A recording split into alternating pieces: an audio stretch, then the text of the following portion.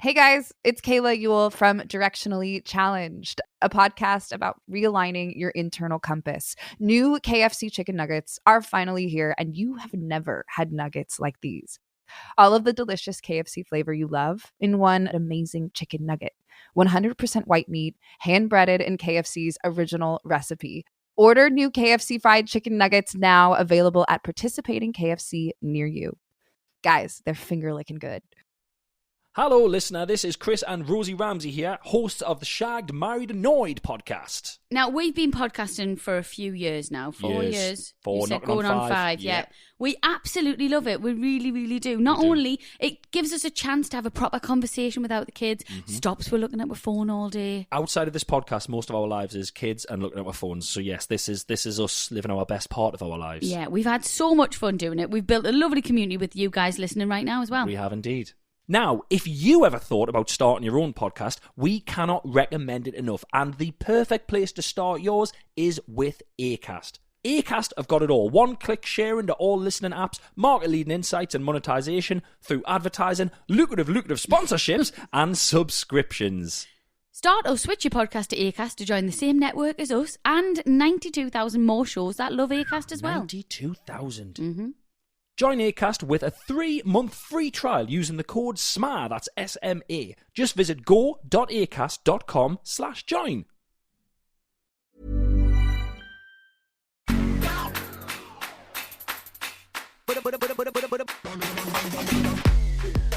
Okay, hello everyone. Welcome to Fat Mascara. I'm Jen Sullivan. It's Friday. It's Friday before Memorial Day here in the US. So a little housekeeping first. We're actually going to be taking off next week, little summer break, but we'll be sharing 2 interviews with you with great new introductions. But there won't be a fresh episode of Jess and I doing the news until Wednesday, June 7th. But you can keep coming to the RSS feed. There'll be new podcasts for you. Everything will be great. And Jess is actually already away on a little break. So today I'm having more of an intimate chat with my guest, Elise, who will be talking about her new book, Flawless, Lessons in Looks and Culture from the K-Beauty Capital. And that just came out 2 days ago from the publisher Dutton. So listen, fam, when I read this book, I immediately reached out to Elise because I knew we had to have her on Fat Mascara. She takes a closer look at South Korea's beauty culture and kind of uses it as a lens to explore all sorts of topics we discuss here on Fat Mascara. Like I would turn the page, there would be another former guest on or another theme that's come up on our show. She talks about lookism, the effect of technology on beauty culture, feminism, plastic surgery, skincare, so much more.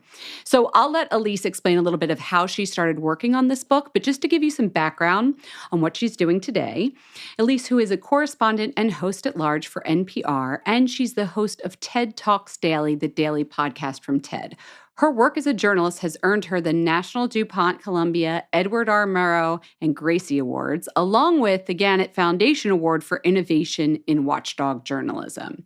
So I think you're going to love her take on how to approach today's beauty culture with some balance to make sure you're aware of all the larger forces that are sort of subtly shaping the way you think, and I think we all think, about our appearance and the products we buy.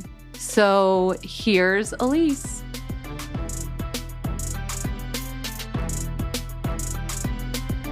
Hi, Elise. Welcome to Fat Mascara.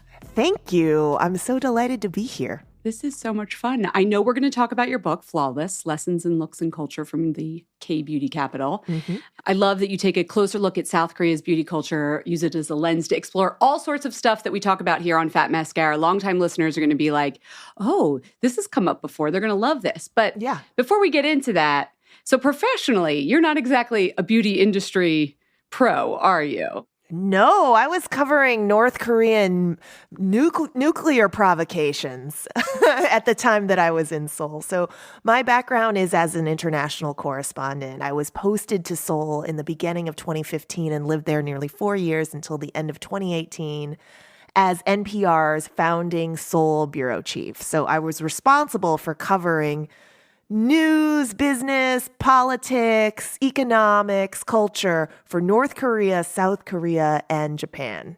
So not a small remit. No. And how did the book idea even come up? I'm sure this was a huge job. Did you get the idea while you were there? What sparked the interest in beauty? It was speaking to me in a few different ways. A lot of it was just experiential.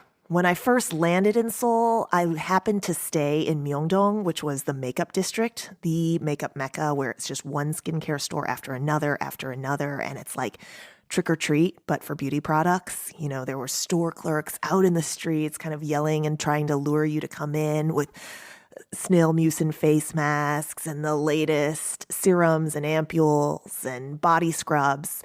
And I was really overwhelmed by just the market for beauty products and how much it got baked into the selling of Korean culture and as a lure for tourism.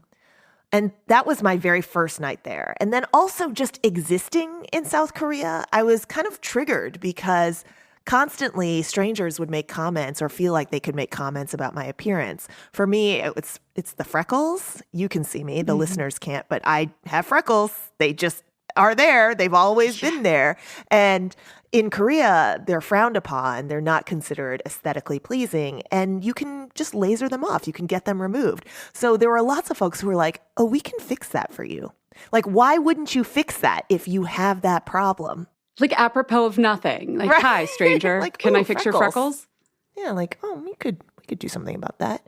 And it's the same thing about size, because thinness obviously is a major beauty pillar or a major beauty standard. And so I would be yelled at on the street from store clerks saying like, large size, like trying to lure me in. Like, hello, let's just point out my difference.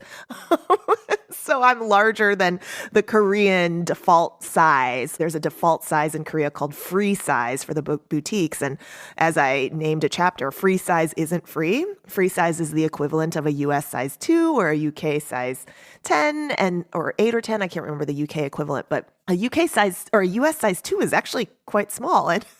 And that's the only size clothes coming in, like the fancy boutiques. Yes, in many of the boutiques. And then even at the department stores that carry a lot of Western brands like Club Monaco. I like Club Monaco dresses when I have to be on TV. But the largest size of Club Monaco they would carry was 4, and I wear an 8. And so I was constantly reminded of my appearance not being the right thing. Like somehow I was not blemish-free enough, or my skin wasn't light enough, and my waist was too big, or my legs were too long, or whatever it was.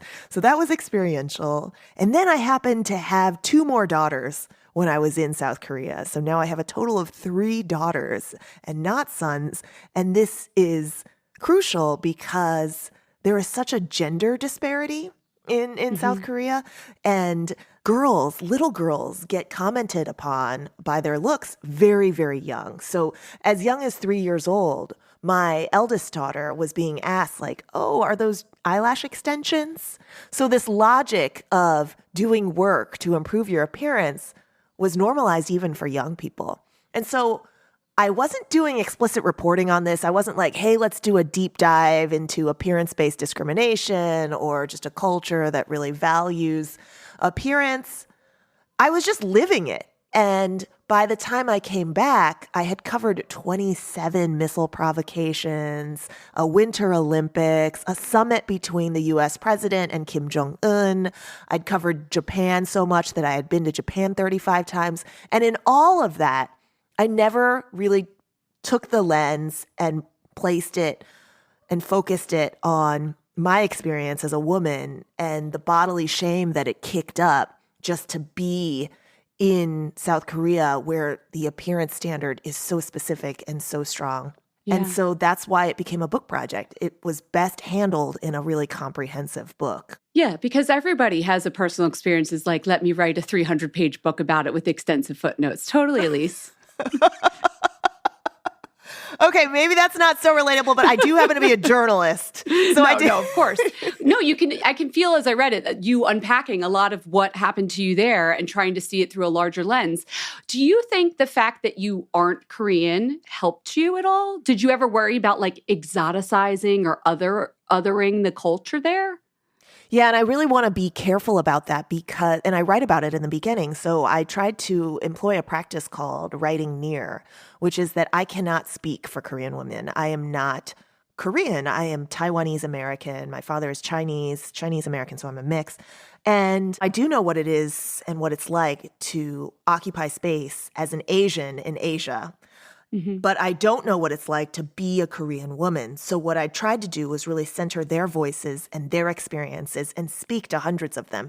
So ultimately, by the time I finished reporting for Flawless, I have spoken to hundreds of Korean women. They're not all in the book, but they range from ages 7 to 73. And so I hope that I did my best to capture them and their experience. And they're not monoliths either. They can't speak for everyone either, but their experience within the borders of their country and in the ways that they occupied space, I really tried to put primacy on. And have you had some of your Korean friends or the people that you interviewed read it yet? How's the response? Yes. In fact, I had a great interview with a Korean Canadian who said that it's really interesting to hear feedback from everybody, but to hear feedback from folks who grew up with some of these experiences is especially rewarding for me because they'll pick out things that are just so specific. Like she said, there's a scene in the book or a quote in the book from a woman who talked about how in the 70s and 80s, so before Korean beauty and Korean culture, K-drama, K-film,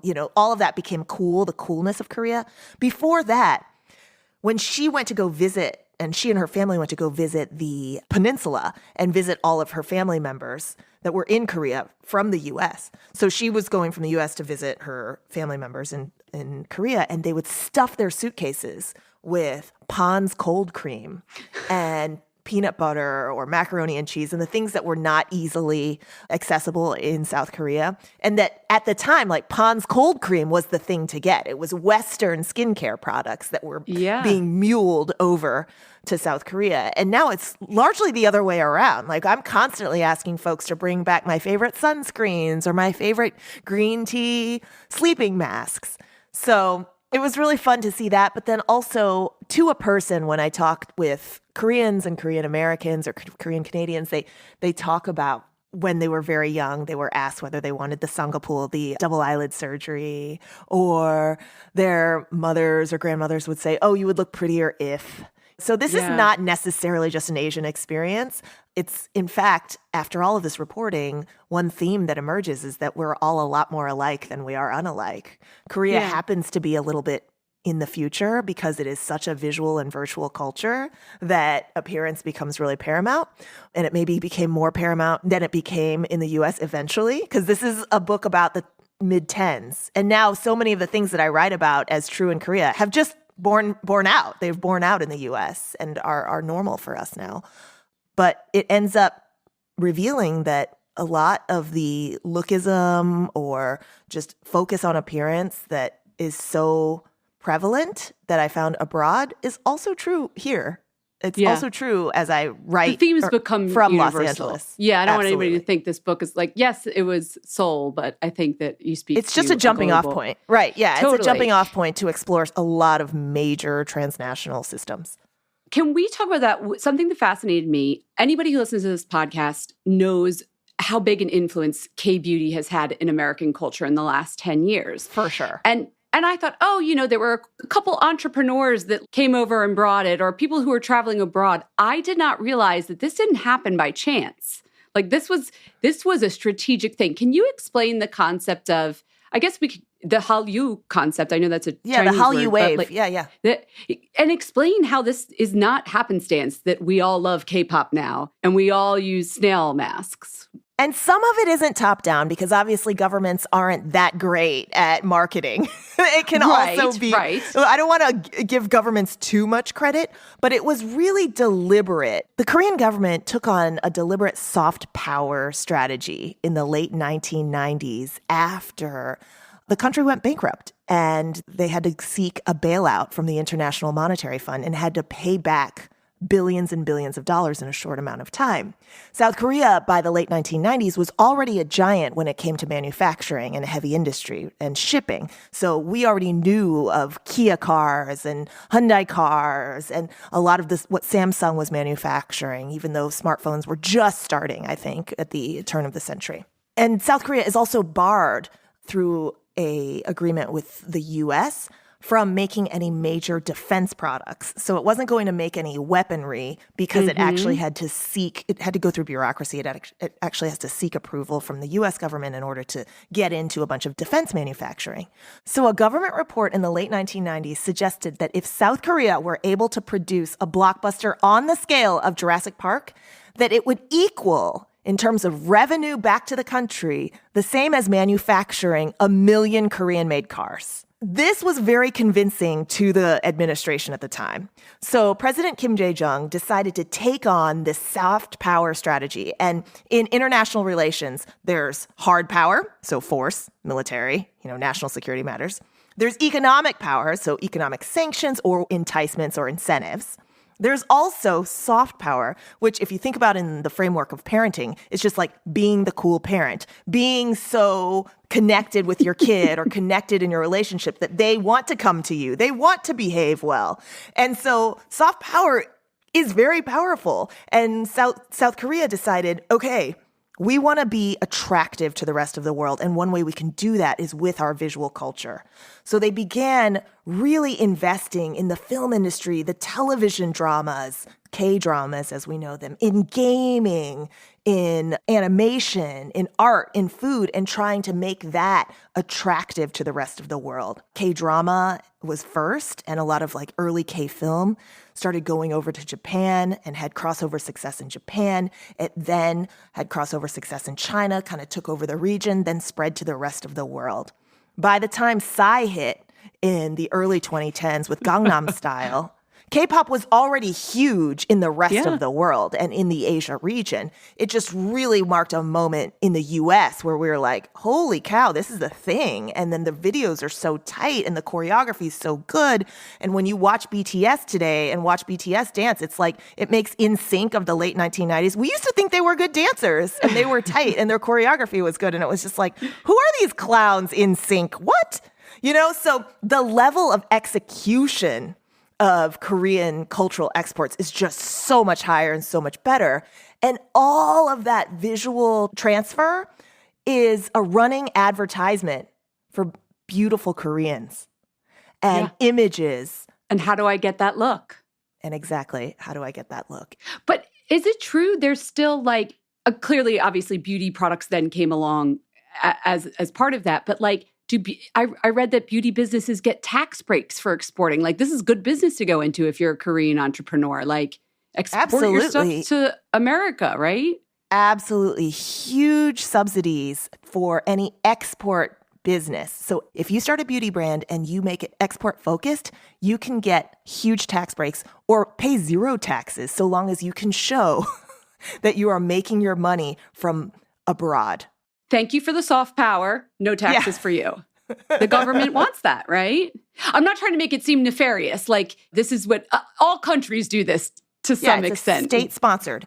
So is medical tourism. So South Korea, when we talk about K-beauty, I'm not just talking about cosmetics and skincare. I'm also talking about innovation, biomedical innovation. I'm talking about tools like lights and wands and various therapies.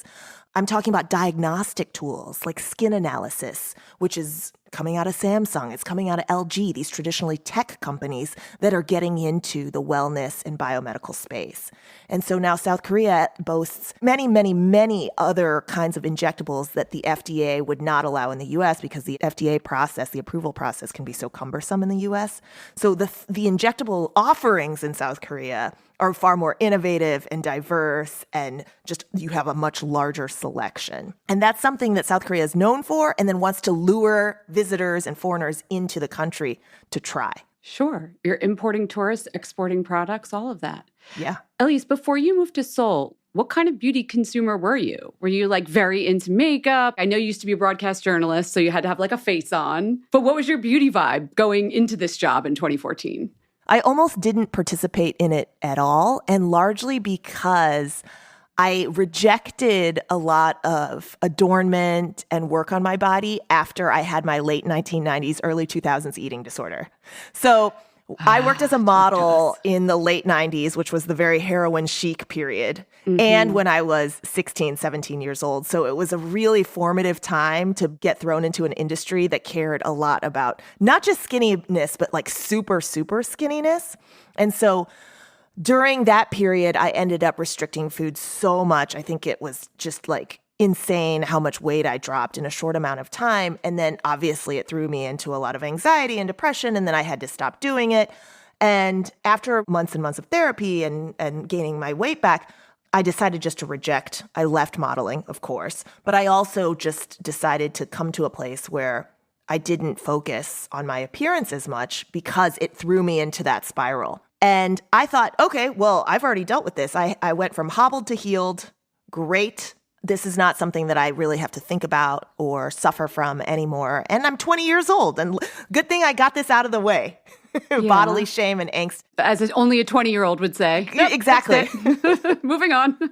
Fast forward about 10, 12 years, I find myself in Korea, and instantly people are making comments about my appearance in the same way they did when I was a model and the central conceit of my job was to try and get hired based on my looks. But here I was, just a journalist or a pregnant one, just occupying space and existing in the world, and they were making the same things like, do you want to do a slim wrap?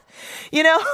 And so it was triggering, honestly. Yeah. And it changed my relationship with beauty work in that I thought to myself, okay, I should probably do something about my skin. I should probably try all these products that are available to me. Such a slippery slope. Yeah. Yeah, but I didn't realize it. I was just like, oh, this is so fun. And the thing about Korean beauty is that it's so attractive. It's really seductive. The products are cute. They're gentle on you for the most part. The packaging is really clever. And everybody's doing it, right? Everybody's doing it. They're rolling out new ingredients and new formulations constantly. It's a lot of fun. And I don't want any listeners to think, gosh, I've written this polemic that's just like, oh, reject all beauty. I don't think that's true. I just think that we need to have an awareness of the forces that sort of work on us. And the worst thing to do would just be to go about life kind of passively consuming or trying to fix ourselves without the awareness that a lot of these forces are working on us. You mentioned some things that would be considered lookism, right? Like even just saying, hey, how about try a slim wrap, that are subtle. But from the examples you gave, it can be explicit in South Korean culture, right? The lookism, like the job listings. So passports come photoshopped by default when you go and get a passport photo taken at any of the companies that will take photos for you. They're like immediately assume you're going to want your skin smoothed and your jawline slimmed down. Headshots were required on resumes just as a standard practice. Now, some recent administrations have put a stop to that, at least for government jobs. So now for government jobs, they cannot require a headshot. But they do bring you in for an interview, so you can't really stop the lookism when you meet people in person.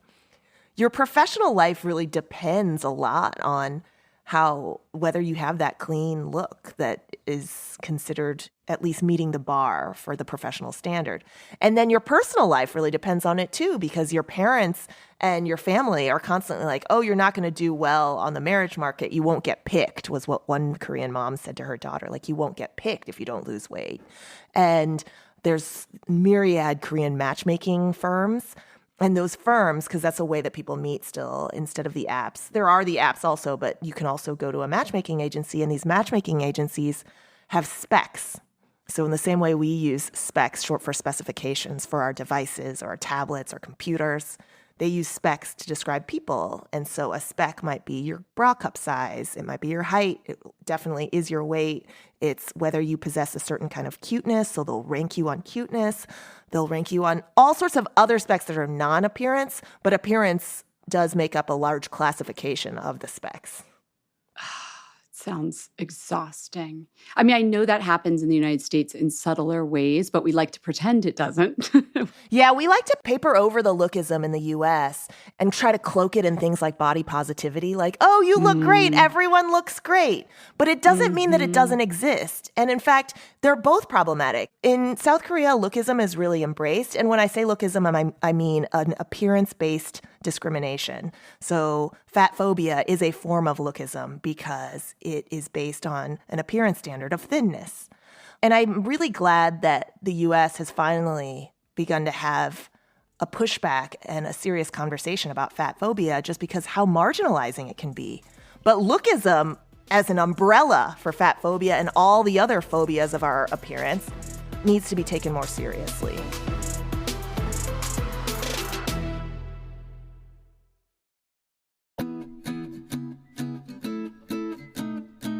Okay, everyone, if you listen to the show, you know I'm always on some never-ending quest to get fitter.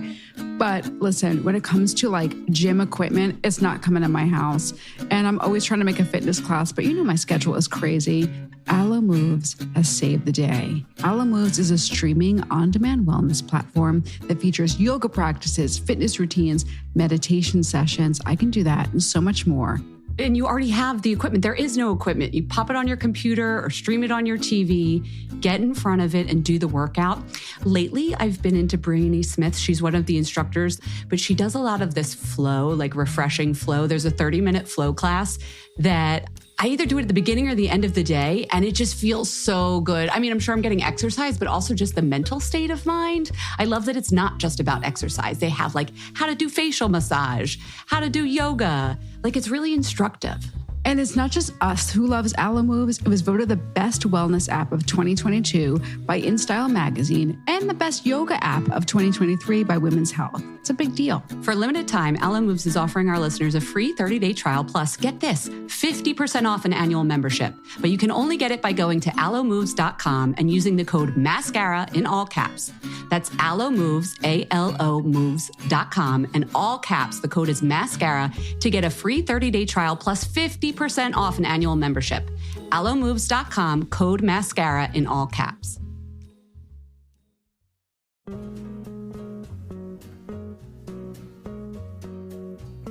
Hey everyone, this episode is brought to you by Kate Spade New York. Are you ready to get into that summer state of mind? I am. Kate Spade New York is right there with you.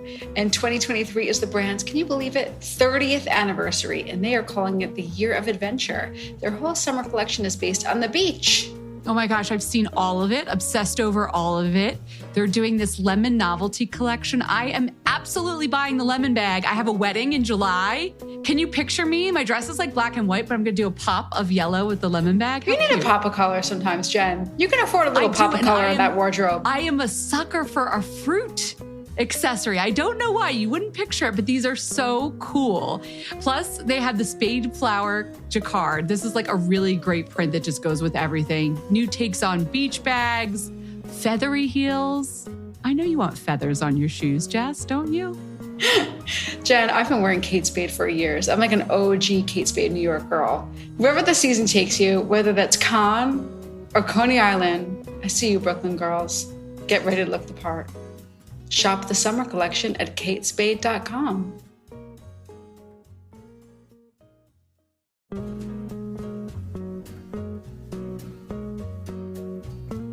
All right, fam, welcome to the new Fat Mascara obsession. When I say obsession, Jess and I are obsessed. Like if I had a t-shirt with my Earth Breeze Eco Sheets like on it, I'd be okay with that because it has changed my life. Do you guys know when you buy laundry detergent, usually 91% of those big old jugs ends up in a landfill? We are always talking about how can we just make something smaller and better and healthier for the planet? Guess who did it? Earth Breeze Eco Sheets. Sometimes I'm overwhelmed by just everything that's going on in the world, especially the environment.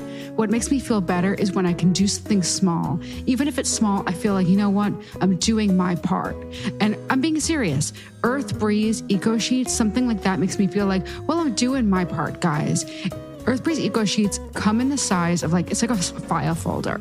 It's not the big, nasty, gloopy, gloppy, heavy jug that you're bringing back from the drugstore. It doesn't, like Jen said, go in a landfill. Once you're done, you're done. And then I collapse the paper case and I recycle the case. Paper case, it's not even, it's an envelope. Yeah, it's an envelope. It's an envelope. I push it into my little paper recycling and I'm done. Without a trace. It's so easy. They offer flexible subscriptions. And just in case, whether you have HE, like the high efficiency front load, whatever kind of laundry detergent you normally use, this will work for you. Looks like a dryer sheet, but it's like a detergent sheet and you just pop it in there. Oh my God, if you need instructions, DM one of us. But honestly, it's so easy. And you should switch. Get rid of the old fashioned stuff. Right now, you can subscribe to Earth Breeze and you're going to save 40%. You go to earthbreeze.com/mascara to get started. Also, it's one of those things that you know you're going to use a ton of. You always run out. Just get yourself a subscription. It's 40% off. That's earthbreeze.com/mascara for 40% off. earthbreeze.com/mascara. You will thank us.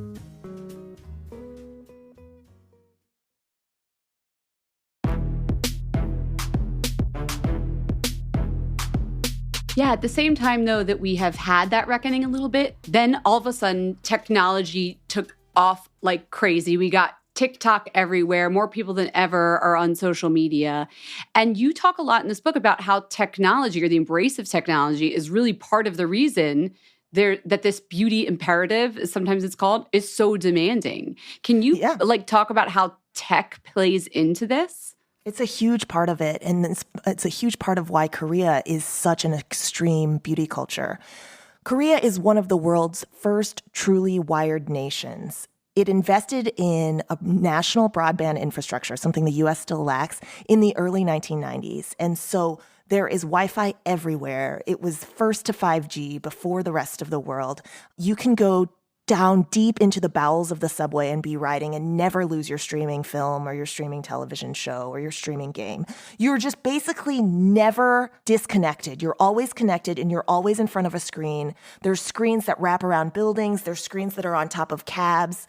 And that facilitates all sorts of transfer of images, not of just of other people that kind of show you the molds for how to look, but also of ourselves. Like, we are taking more selfies. We are seeing ourselves in the course of a day so much more than my mother did when she was my age, or my grandmother when she was my age. And when we are presented with all these molds, all these examples through our algorithms of what people seem to like, we are taught what we are supposed to be. And then when we change ourselves or pose in the way or, do our makeup in the way that then feed the algorithms with the copying of whatever these filters are showing us, you are adding to the problem. You're making copies of copies of copies. You're saying, good job, algorithm. You did it. Everybody wants to look like a Kardashian or whatever it is. Yeah. And so then we're fed back these filters that are now AI, made with AI tools. Bold Glamour, which is the big TikTok filter of the spring. It came out just in February. It's now May. It's been downloaded 60 million times, or it's been used 60 million times. And it is the filter that instantly slims your jawline, plumps up your lips, shimmers your eyelids, arches your eyebrows, gives you kind of a Jessica Rabbit meets Kim Kardashian meets Gigi Hadid look. And then all while never glitching when you wave your hand in front of it. It doesn't kind of separate as other face filters did back when Snapchat first came out with them. This is on TikTok. And it is said to be an AI tool that made it. So a form of AI called GANs, Generative Adversarial Networks is what it stands for. And AI learns from the data we give it. AI is only ever as good as the data we feed it. And so we are feeding them our norms, or what our expectations of what beauty is. But we are learning those expectations from media. We are learning from watching K-pop stars. We are learning from watching the Kardashians or whatever they're doing. And it keeps us on this hamster wheel, especially when these standards are more and more cyborgian and out of reach. Like, you have to do so much and be so rich to be able to achieve what the Kardashian sisters can achieve. Yeah.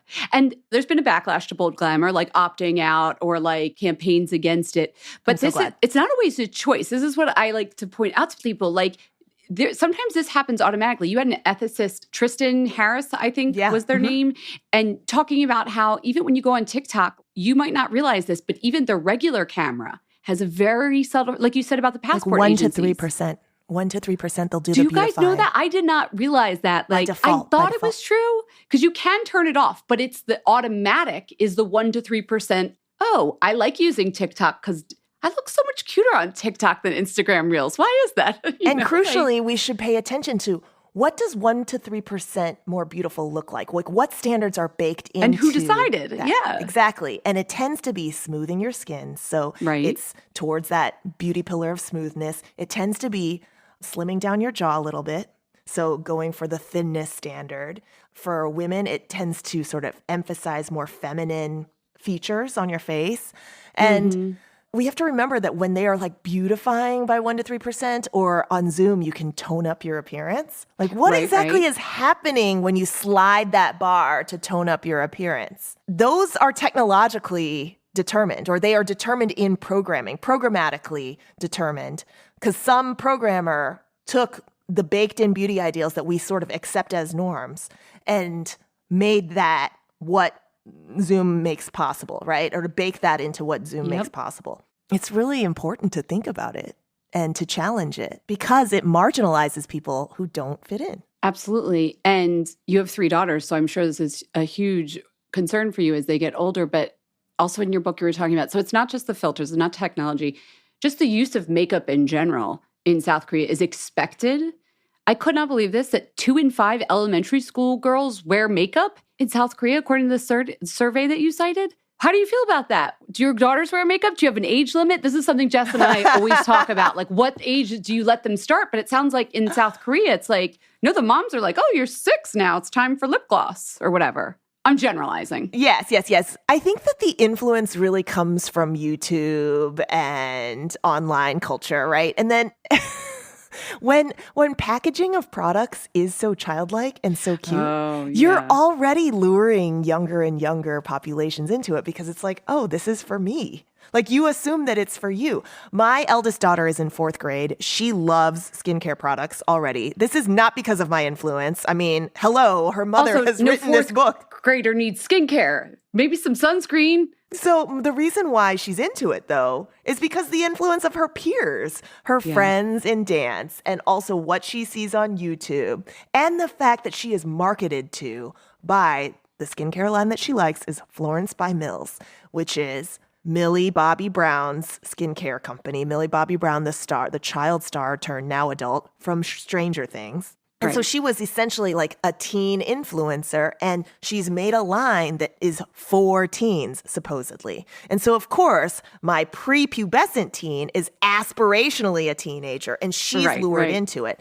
So there is this huge marketing matrix and a drive to increase the market and to reach into younger and younger populations. So the best I can do is sort of teach by modeling, offer that my relationship with my body is one that celebrates what it can do and what it can feel and not necessarily what it looks like.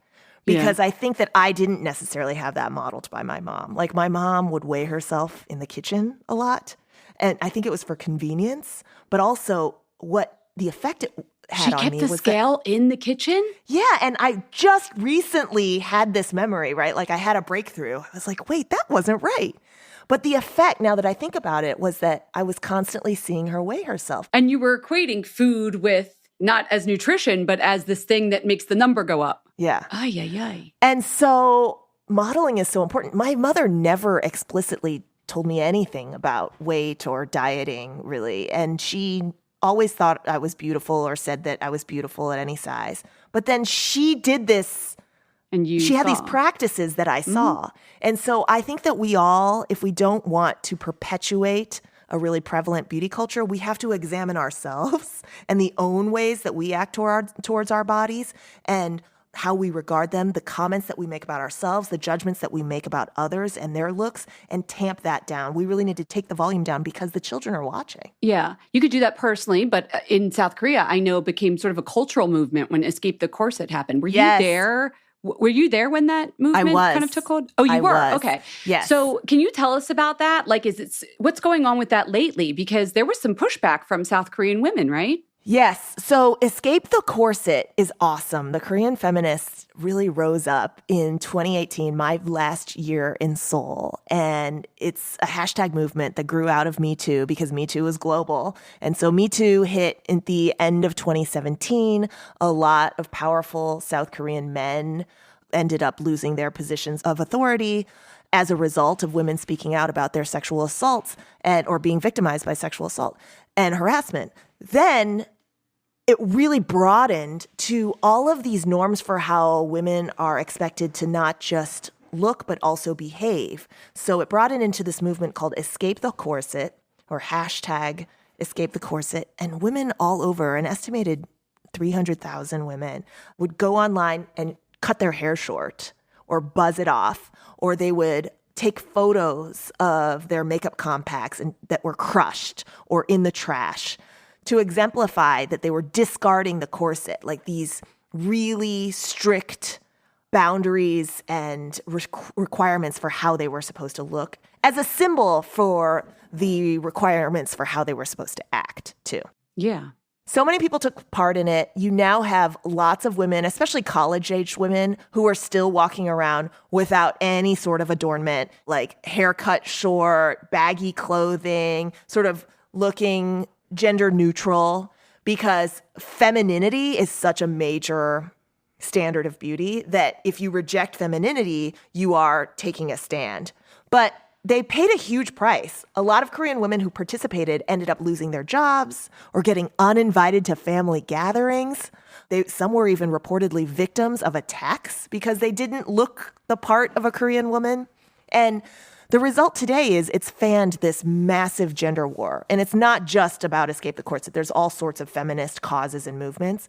But Korean women are getting scapegoated for speaking up for themselves, like that they are keeping the country back, that they are the reason they are considered radical just for identifying as feminists. Something like a huge majority of Korean men said that they would not date a woman if she identified as feminist. So the gender war is really extreme. South Korea's huge cultural juggernaut in K-pop, K-drama, and coolness, and the fact that it's become one of the top 10 economies in the world masks a major gender inequality problem. Yeah. Lowest female labor participation rate in the developed world, largest gender pay gap in the developed world, lowest percentage of females in leadership positions in the developed world. So it's something we really have to pay attention to. And one of the reasons this issue is so baked into Flawless is because I think it's all connected, that we shouldn't ignore the power of appearance requirements and the fact that we have to do the labor to keep up with appearance requirements as separate from the fight for global justice. Right. And so you could listen to everything you just said and escape the corset and think now we're at this binary point where like it's either all or none. You're in on all the beauty imperative and the body work that you need to do, or you're a radical feminist and you reject it. And I know you sort of came to this place. I felt you like learning as we go through the book with you of like somewhere in the middle, right? Because you at one point go back to Korea to get, I forget what procedure, you got some Botox. Yeah, I was trying some various things. I was trying skin Botox, which is like the micro injections of Botox. So you landed somewhere in the middle. How are you handling this now when you look at a new beauty procedure that just came out or somebody that maybe looks gorgeous and I don't know, it brings up thoughts of the 1990s in your modeling career? What do you do to kind of make peace with this? Because we all have to go through the world somewhere in between. I still want to have some nail polish. You know, I love it for the artistic value. Of course. I think that we really have to ask ourselves. Where I landed was I learned a lot, right, from the reporting process. And you get to go on the journey if you read the book with me. And I learned a lot from the Korean feminists, the Escape the Corset movement. I also learned a lot from the ajumas, which is the term for Can older we talk Korean about women. Aunties? They're aunties. Yeah. Wait, can I tell people about Elizabeth? Quad. Yes. I have to tell you, there was this point in the book where I was like, oh, I had my aha breakthrough moment. So you're talking to this 73-year-old woman, Elizabeth, and she was born in Korea, but she's American. And she talks about how she did her hair, makeup, whatever. And she just says to you like, well, you know, because it wasn't like I was pretty, I was ugly. And this is what you write. I'm just going to read a little something if that's okay. Oh, okay, sure. Yeah. This is a quote. You said, I had a knee-jerk instinct to reassure her that of course she's pretty, but I stopped myself because her friends did not chime in to rebut Elizabeth. I realized my instinct to praise her appearance said more about my discomfort than Elizabeth's discomfort. That over time, I've learned to link physical attractiveness with a person's worth and the absence of it as lack. Oh my God, Elise. I would never have said explicitly that I link people's worth with their looks, ever. Like, looks don't matter. But I would have done the same thing. I'd be like, oh, you're pretty, without even thinking about it. Why? Because our adherence to beauty culture is so familiar that we barely notice it at all. I wouldn't have noticed. I just would have thought you reassure someone that they're pretty. They're not telling you they're upset that they're not pretty. You're assuming she was fine. Yeah. Like, you're assuming that's what somebody wants because it's so baked into what you're supposed to want. And she is such an example of an aspirational model of being confident in our bodies and in our faces as they are, and remembering that our sense of self doesn't just come from the outside. So my takeaway is that we really have to work on self-reflection. Confront the fact that this exists. So just an awareness is the first step. Right. But then the next step is interrogation. Like, where does beauty culture sort of work in me? Where are my sort of scripts, my automatic scripts showing up? I didn't even notice, for example, until I had that exchange with Elizabeth. And you didn't even notice until you read about my exchange with Elizabeth. And so this interrogation is really important. And after the interrogation, then we can begin to remap and see beauty refracted in far more diverse ways. So another one of the Ajumas says to me is, we're different. Be different. And if we think about beauty in nature, let's think about beauty in dog breeds, for example, or like when you go to a pet adoption place and you see all sorts of different dogs, you're never like, oh, well, this dog is more worthy of taking home than this other one because, right? Oh my God. Like, I have the ugly dog, so I 100% know, and I think he's beautiful. I have a hairless little mutt that nobody wanted. Yeah, your sense of what's beautiful is yours, Jen. It's unique to you. My sense of what's beautiful is unique to me. Let's do that with Except humans. what marketing and what industry does is it says, oh, we should all want the exact same thing, that only this is beautiful. But if you think about like beauty in nature as it exists, first of all, it's not just appearance. Like beauty is often spiritual. It's far more nuanced. It's character-based. It's something like deeply intrinsic and not surface level. So there's that. But also, if you think about just how we judge our preferences, naturally, they're far more wide-ranging and diverse than just what a filter shows us or just what a K-pop star is. And so we kind of lean into that, lean into what you really find attractive. And that may not necessarily be what the reigning filters are. Yeah. And then obviously the way the sort of societal wish that I have is to be able to opt out of beauty work and aesthetic labor without it exacting a cost. So right now, you have the Escape the Corset women who are participating in what's essentially a strike, like a general strike against appearance labor. And the point of the strike is to try and move the needle so that they can appear however they want to appear. Like, it's not nothing at all, but where we want to land is I choose to either wear my hair short or wear it long. I choose to have wear a larger size, a size larger than 2. I choose to either wear high heels or not. I choose to wear pants or a skirt. Like, you want to actually win the liberation such that we can have a choice. And right now, they're living in a system that one hiring firm had 20 requirements from head to toe of how a woman should look when they show up at work. And then the only requirement for a man was no mismatched suits. So what progress would look like to me is being able to opt out or to participate. But having it be your choice. But having it to be, without it being like a regime. Yeah. You even say there's a point, like I'm thinking about like when your Instagram feed gives you a new mask and you're like, I need it. Or, you see someone who got lip filler and you're like, I want lip filler.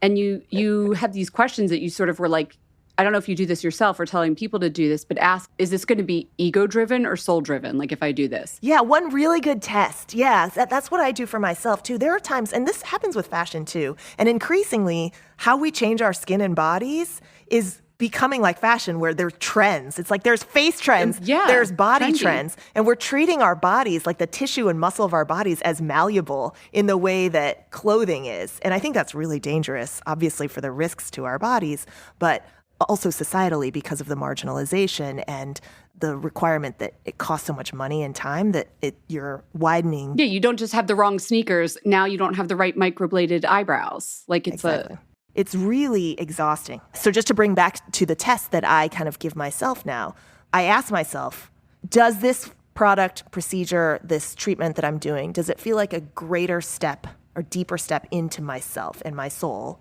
Or does it feel tantamount to a costume? Does it feel like I'm doing it because I'm scared of the judgment of other people? Or am I doing it because I'm scared that I won't fit in or that I'll be judged if I don't do it? So Botox is a really great example. I have a lot of girlfriends. Now I'm 40, and so I have a lot of girlfriends who have begun Botox or are considering beginning it. And they're saying they're often influenced because their group of friends, like the other moms, are also getting Botox. So it's sort of like, I don't want to be the one that doesn't get it. And so that, I think, is an ego-driven choice. Right. That's an example of an ego-driven choice and not a soul-driven choice. Whereas a soul-driven choice for me is going to get a facial from K-Town, one of the ajumas in Koreatown, because I feel really nurtured and loved, like by the touch of her hands on my skin and the face and neck massage. And for me, it's like an opportunity to just take a little time, take a moment, and really be in my body and be sensual and enjoy how it feels from the inside out rather than the outside in. And that feels like something I can continue so long as I have the privilege of being able to afford it. Now, for various people, for other people, these choices might fall in different places along the I was X just and Y thinking about axis. my Botox, ego-driven, soul-driven choices. Yes. Well, I mean, and for trans women, there's plenty of trans women who I talked to And those who is said, what- like, yeah. I had to get facial feminization surgery because it was a matter of being safe in my body. You know, so it's really about being bodily autonomy and safety too. So granted, even being able to make this decision and this calculation is because I already appear okay enough as a cisgendered woman in the world. But that's not true for everyone. So this is not a No, a if you blanket can't get a job because instruction. you have acne and it's really holding back your career, like, you're going to want to go Then get of some course you have to make a choice. Accutane so you can make money. Like, that's how But at least stopping to think about it and know that you're making a choice, not just falling into it. Yes. And I don't ever hate on the player. I hate the game. It's the system, right? It's really the system that needs to be dismantled. So, okay, you made the choice. You're still getting facials. I have to ask. I mean, it's Fat Mascara as we wrap this up. Yeah. Like, what are you still opting in on? Like, what still makes you feel good beauty-wise? I love going to get manicures with my daughters. So something that feels really bonding is when one of my daughters and I will do one-on-one time because there's so many of them and I really have to kind of connect one-on-one in order for them You have 3 kids. to get enough of mom. 3 kids. There's so many of them. I thought you were talking about their fingers. Well, between them, there's 30 fingers, and we got to paint them all. No, there's 3 kids. Yes. Okay, no, it's a lot. And so we'll do mom and daughter one-on-one time, and That's we'll go get sweet. manicures side by side and chat, and then we'll talk about designs. And I think that you can work creativity into that. Like my youngest daughter comes up with different designs that she wants on her nails. She'll go from smiley faces last time to this most recent time. She wanted watermelons. Yeah, there's like an art and creative aspect to beauty that, like, I don't want to minimize either. Yeah, and I really celebrate. And so that's something that I still do. There's some K-beauty products that I still swear by, like the Innisfree green tea sleeping mask that I will wear on long flights on the plane. And then I come off the plane and I feel so moisturized. Yeah. I'm not saying that your skin really needs it. I'm just saying that I Feels enjoy good. it. Feels good. And It's soul the way driven. that Korea really, the way that Korea really changed me in terms of my beauty practices is now I am militant about sunscreen. Militant about it. I did not wear it regularly for the first 32 to 35 years of my life, and now I will not leave the house without it. Sometimes I do the full-on visor, the face shield, and everything to try and protect myself from sun damage, and I have to. I live in Los Angeles. There's a lot Wait, of what sun. sunscreen do you use? I use the Misha Sun Milk SPF 50. It's very lightweight. You can get it here in the States. You can now. Misha is one of the Korean beauty brands that I write about, actually. It's one of the first road shops or storefronts that only sold one brand's product. Okay, before I let you go, this has been fascinating. Also, you guys, the book, I'm telling you, every page you'll turn, you'll be like, oh yeah, that. It's like something that comes up on this podcast. Before I let you go, though, we do this Fat Mascara 5. It's your like speed round. Doesn't have to be super speedy. Oh my but gosh, this makes me so nervous. Oh no, it's going to be fine. Okay, what's the most interesting or fascinating beauty treatment you learned about while you were in Korea where you were like, what? They do what? Botox for the traps and legs. Your trap muscles on your neck? Yes, your yeah. Okay. What are they called? Trapezius muscles? I don't Yes. know. I was just helping us out with some So- anatomy. Why? Where Yes, do we get so those the Botox? idea is, I know, listeners, please help us out with basic anatomy. It's the muscles at the base of your neck. I think they're called the yeah, trapezius. We call them traps, right? Traps, when we're yeah. working out. Yes, so that is the second most popular place to inject neurotoxins because they want to relax that muscle in order to elongate the appearance of your neck. Okay. And the third most popular region are the calves to make your calves skinnier, your legs skinnier, to elongate the appearance of your legs. We could get into the K-pop stars with the calf. That chapter was fascinating, like the calf The requirements. weaponization of legs, yes. All right. Well, I'll save that for everybody so they can read the book. Okay. Next, what Korean product, this does not have to be a beauty product, but anything, do you miss the most now that you're in the United States that you can't get here? Oh, it's a meal. What is it? It's something called dak hanmari. Okay. And it's a giant chicken in a cauldron of salty broth. It is so yummy. You And can't get that in K-Town or something? I can't find it in K-Town. I cannot That get dak sounds hanmari in K-Town, and it drives me crazy. It's so good. I always went to this one restaurant down an alley. You had to walk past all the mackerel salesmen, so it smelled like fish. I remember the first time I got instructions to go there, or directions to go there. They said, "Okay, you have to walk past a very fishy smelling alley."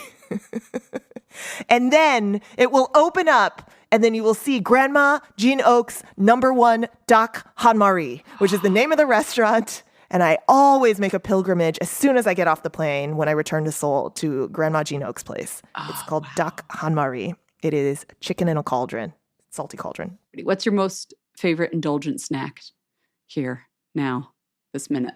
My indulgent snack? Yeah. So not a whole chicken in a cauldron. Yeah.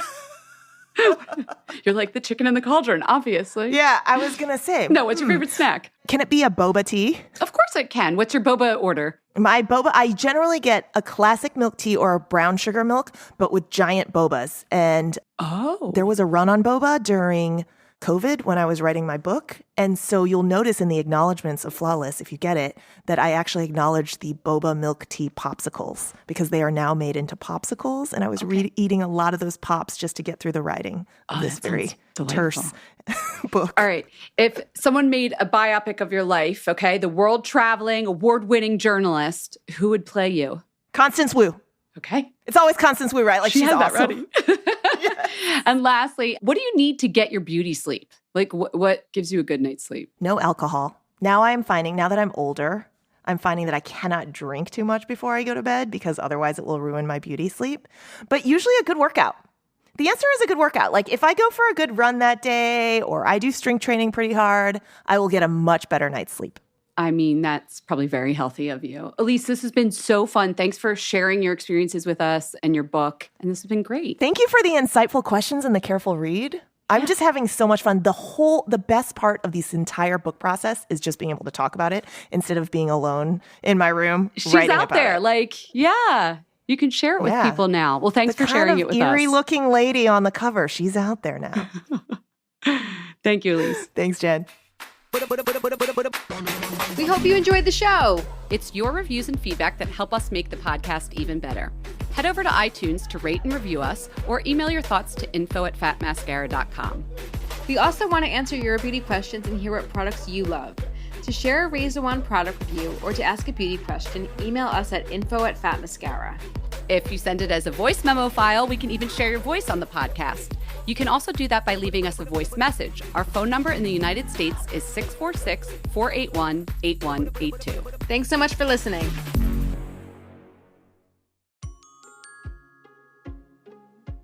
Hey everyone, it's Jen. Listen, do you have a small business? Maybe you own a salon, started up a little beauty business? You should be using Shopify.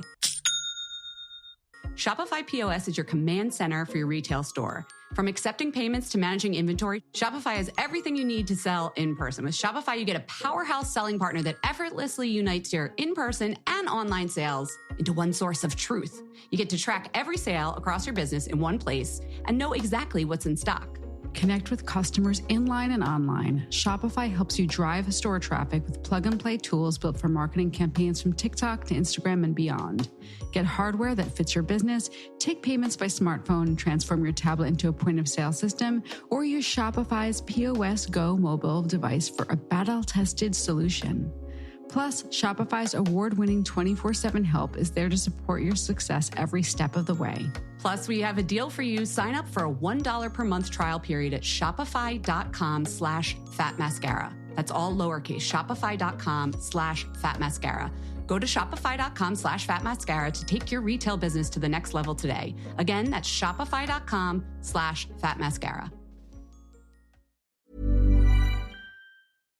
Hey guys, it's Kayla Ewell from Directionally Challenged, a podcast about realigning your internal compass. New KFC chicken nuggets are finally here, and you have never had nuggets like these. All of the delicious KFC flavor you love in one amazing chicken nugget. 100% white meat, hand-breaded in KFC's original recipe. Order new KFC fried chicken nuggets now, available at participating KFC near you. Guys, they're finger-licking good. Hello, listener. This is Chris and Rosie Ramsey here, hosts of the Shagged, Married, Annoyed podcast. Now, we've been podcasting for a few years now. 4 years. Four, you said knocking going on 5. Yeah.